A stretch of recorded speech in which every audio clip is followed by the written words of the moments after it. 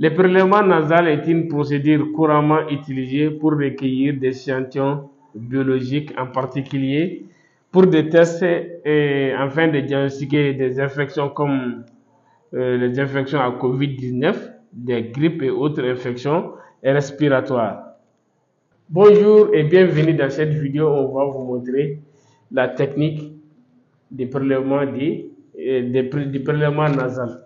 Comme on vous a si bien dit, ce prélèvement est effectué pour détecter les infections à COVID-19, les infections respiratoires, quelles qu'en soient, d'accord, que ce soit d'origine bactérienne ou virale. Maintenant, pour chaque prélèvement, il faut respecter les conditions de prélèvement. Parce que dans le contexte clinique ici, il peut savoir d'une infection virale, vous allez faire une ou deux prélèvements, n'est-ce pas? S'il y a une infection, on suppose que la personne fait une infection virale ou une infection bactérienne. Ça, c'est pour faire maintenant la culture, l'examen cytobactériologique du liquide nasal, du prélèvement nasal. D'accord? Maintenant, s'il y a côté bactériaux, il ne faudra pas que les patients soient sous traitement d'antibiotiques. D'accord? Dans les cas contraires, s'il est sous traitement d'antibiotiques, il n'a qu'à revenir la semaine prochaine. Et d'aider aussi, informer toujours ce qui se passe. Ça veut dire quoi? La préparation psychologique du patient. Le patient doit être informé comment le prélèvement se passe et ça fait mal, oui ou non. Et toujours le consentement de votre patient avant de les prélever. C'est très très important. Pour les matériels, vous avez juste besoin de regarder de l'écouvillon coton-tige. Vous avez besoin de liquide de type pour recevoir l'écouvillon, n'est-ce pas? Vous avez besoin des gants. Maintenant, il faudra vous protéger au maximum. D'accord? Il faudra toujours vous protéger. Que ce soit les gants, les masques, les verres. C'est très important. D'accord?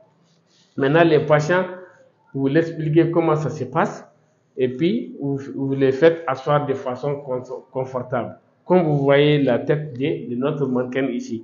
Alors, ce que vous allez faire, c'est installer les patients comme ça et puis regardez bien les narines. Souvent, vous pouvez dire aux patients d'essouffler un peu pour libérer les voies respiratoires. D'accord? Ainsi, vous allez prendre ici votre coton-tige et regardez très bien.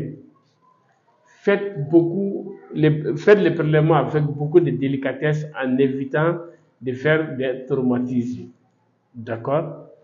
Maintenant, vous allez prendre votre écouvillon. Et lorsque vous prenez les écouvillons, et regardez, le côté tampon là, évitez de toucher ce côté-là. D'accord? Évitez toujours de toucher le côté tampon. J'ai compris? Maintenant, regardez très bien. Vous allez regarder les narines. Quand vous prélevez, faites beaucoup attention à ne pas plonger l'écouvillon jusqu'au fond pour traumatiser votre patient. Regardez, vous allez faire pénétrer. Quand vous faites pénétrer, faites beaucoup attention. Maintenant, lorsque vous faites pénétrer, c'est jusqu'à ce niveau-là. Regardez bien, jusqu'à ce niveau. Maintenant, vous faites un mouvement rotatoire comme ça à l'intérieur. D'accord? Quand vous faites pénétrer, vers ici, regardez, selon 3 cm. Maintenant, vous faites un mouvement rotatoire de 5 à 10 secondes. D'accord? Faites doucement pour ne pas faire saigner votre patient. Après avoir enlevé et regardé directement, vous allez prendre votre type qui va recevoir la préparation. Excusez-moi. Vous allez plonger dedans. Ça dépend du kit médical que vous avez. D'accord?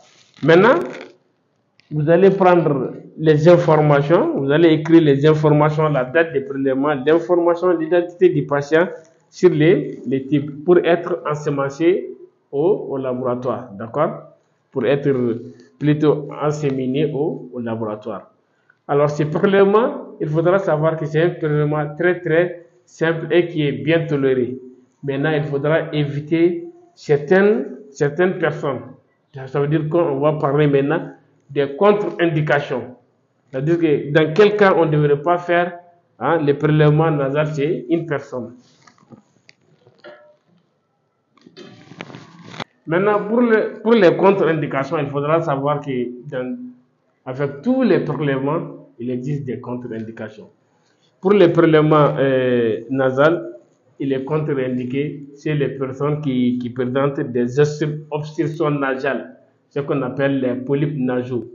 D'accord? Il ne faudra pas les prélever. Les personnes qui présentent des saignements nasaux aussi, il ne faudra pas les prélever. Les personnes qui ont suivi aussi des interventions chirurgicales et récentes, il ne faut pas les prélever.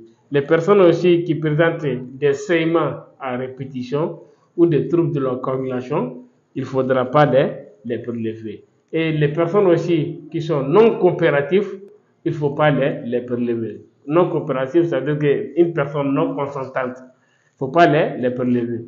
Et une personne aussi qui présente des troubles de l'anxiété, ça veut dire quoi? Ce qu'on appelle les trypanophobies. Trypanophobie n'est autre chose que les personnes qui ont peur des instruments comme les aiguilles. D'accord? En présentant l'écouvillon au patient, si le patient a hyper, il ne faudra pas les prélever. D'accord?